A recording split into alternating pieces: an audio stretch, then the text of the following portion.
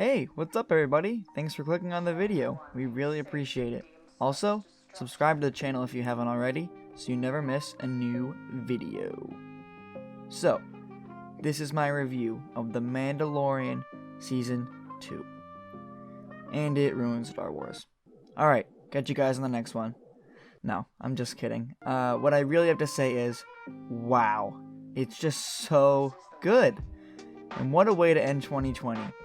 It has truly been an awful year for everyone, and having this show definitely brought a lot of happiness and joy that has kind of been absent from this year.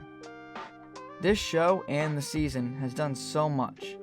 It has really brought all fans together, and has even brought non-Star Wars fans in. It is just that good. I'm beyond happy as a Star Wars fan that we are finally at a place where this is happening, and this is really only just the beginning.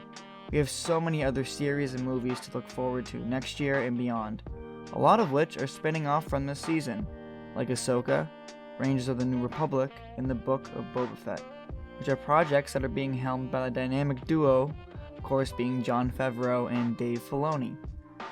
Put together, they are essentially George Lucas. We have Jon, who is obsessed with new, innovative film technology, and is an amazing writer and actor. And Dave, who helmed many beloved Star Wars projects like Star Wars The Clone Wars and Star Wars Rebels, and is essentially George Lucas's apprentice, and is the Star Wars lore master. They are really the dream team. Star Wars is back, and it feels really good to say that. Back to The Mandalorian though, I of course loved the first season of the show. It was just so much fun, and moving into this season, if you told me that what we got in this season was happening a year ago, I'd think you're crazy, because there is so much here. Oh, and there are of course spoilers. You have been warned. Alright, so, last season we leave off with Din and Baby Yoda, who we now know as Grogu, in their quest to find a Jedi. And we continue that plot into the second season, and it is the overall end goal of the season. Along the way, we meet a ton of new and returning characters who I still can't believe we saw, which I will talk about a little later in the video. Now, I've heard comments of this season being too fan service heavy. I can see what people mean from an outside perspective, but if you actually watch it, I think the way that the characters were brought in were appropriately incorporated into the story, and they didn't distract too much from the end goal of the season. There was a natural progression, and I'm not just saying that because I love all these characters, and I really, really do. The story paces us for all the reveals and does not give us everything at once. Beyond the story, the visuals are amazing. They look just as good, I would even say even better, than the movies. The budget for this season was crazy. I gotta give props to Ludwig Göransson for the soundtrack. Hope I didn't butcher his name. It was really, really good. The way it incorporated so many of the songs from the past and kept it fresh with the Mandalorian theme by changing it up, and also introducing new music that was really, really great. The volume, which is where they film, still baffles me. I think it's the coolest piece of technology I've ever seen. It's absolutely crazy and is the future of film. And we of course see it throughout the whole show, and you can't really tell. Also, I'm really excited for the Disney Gallery for this season. The first episode will be released on Friday.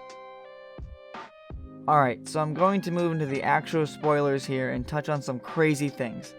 Gonna jump around a bit because there's just so much to talk about. Din and Grogu's dynamic strengthened even more from last season. This season, you can really tell that they love each other in every scene with them together. It's really, really great.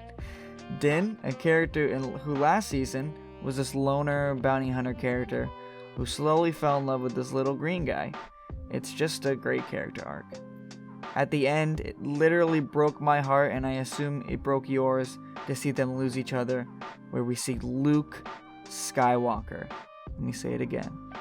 Luke Skywalker. Seeing this Luke was a dream come true, and was a great end of the season and the year.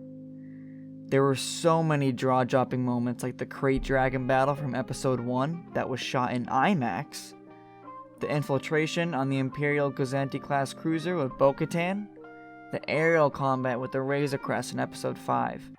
There are so many other moments. Almost all of the rumored characters and more turned out to be real, and knowing that they were coming still did not prepare me for how they were brought in, because I still freaked out. A live-action Ahsoka Tano was something I never thought would have happened, and we got it, and I loved it. As well as the whole episode that she was in, Filoni did a great job. He killed it. And seeing Bo-Katan, played by Katie Sackhoff herself, was so awesome to see. And Boba Fett, the return of Boba Fett, played by Tamora Morrison, it was perfect. Every episode served a purpose. Obviously, some were better than others, which is okay because even the lower tier episodes were still great. I think this season is one of my favorite Star Wars things ever. I have very minimal complaints about it. This felt like Star Wars, and every episode invested me in that universe again. I haven't felt that way in a long time. I have to thank Jon Favreau and Dave Filoni and the rest of the cast and crew on the show. They did a phenomenal job. So, now I'll throw it to all of you. What did you think of the season? Sound off in the comments below. And if you finished the video, we appreciate it. Thank you.